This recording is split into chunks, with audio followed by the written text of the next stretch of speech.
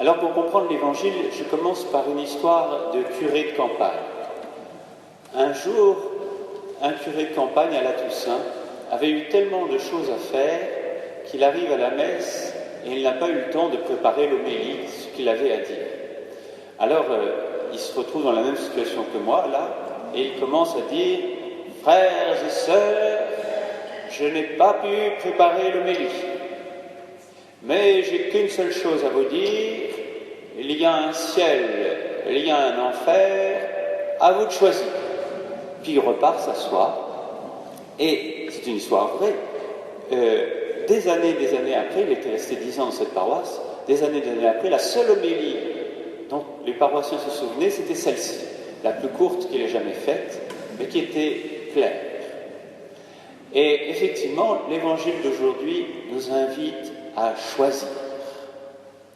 On aimerait souvent ne pas choisir, mais l'évangile ici nous dit qu'il faut choisir. Choisir entre croire ou ne pas croire. Choisir entre le bonheur dans les richesses ou dans le bonheur en Dieu.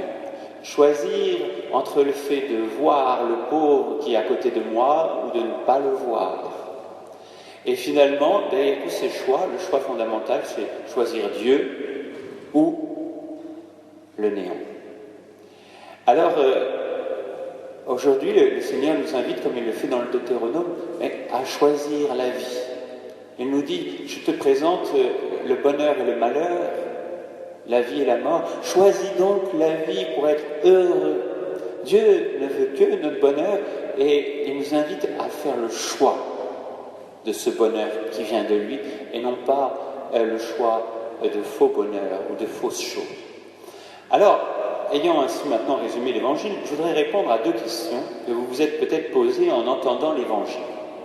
La première question, c'est pourquoi le riche souffre-t-il si terriblement après la mort?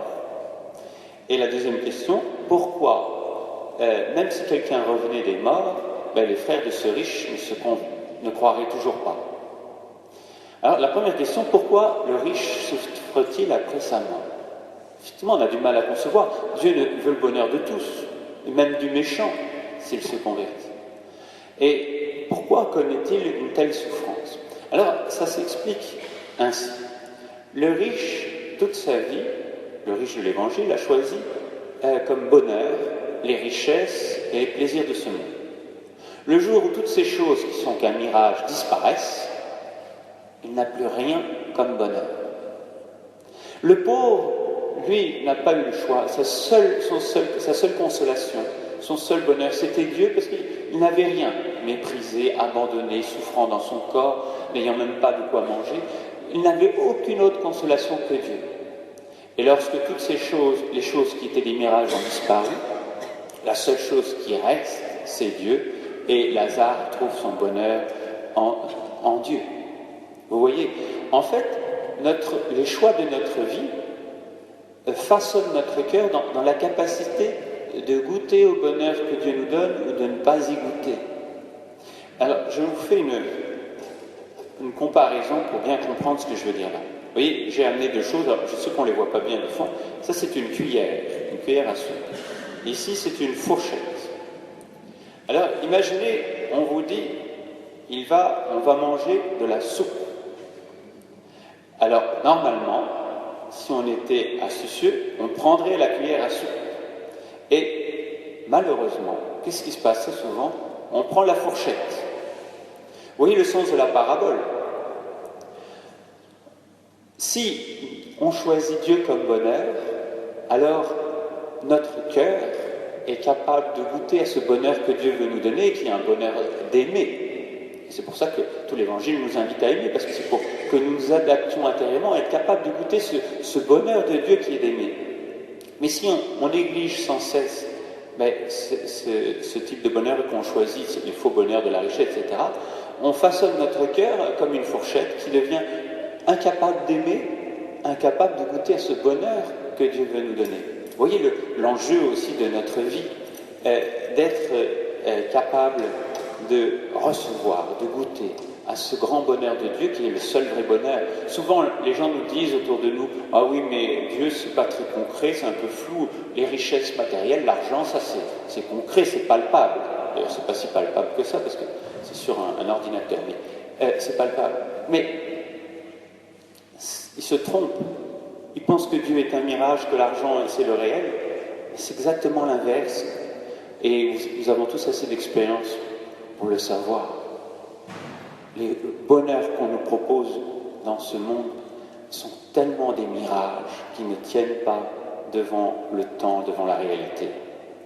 Alors voilà, ça c'est la première question que je me posais. La deuxième question, pourquoi, c'est quand même surprenant, il nous est dit que même si quelqu'un revenait des morts, les frères du riche ne se convertiraient pas. Parce qu'on pourrait se dire quand même, si on entend souvent les gens autour de nous, personne n'est jamais revenu de la mort, s'il y avait quelqu'un qui revenait, je croirais qu'il y a un ciel après. Et on se dit, oui, c'est peut-être qu'ils ont raison, si on avait des signes plus forts de l'existence de la vie après la mort, ça nous aiderait. Et en fait, Jésus nous dit non. Même si vous aviez les signes les plus forts du ciel et de la vie après la mort, de l'existence de Dieu, vous ne croiriez pas davantage si vous n'êtes pas capable de voir le pauvre qui est à côté de vous. L'Évangile nous dit, si tu es capable de voir le pauvre à côté de toi, tu es capable de voir les signes de Dieu. Si tu n'es pas capable de voir le pauvre à côté de toi, tu ne pourras jamais arriver à voir les signes de Dieu. Et ça, c'est très important à découvrir. Et qui c'est ce pauvre? Ce pauvre, c'est un homme ou une femme que nous voyons tous les jours, comme le riche voyait Lazare tous les jours, mais nous n'arrivons pas à voir, à nous intéresser assez à sa souffrance cachée, intérieure, qui fait qu'il a besoin de nous.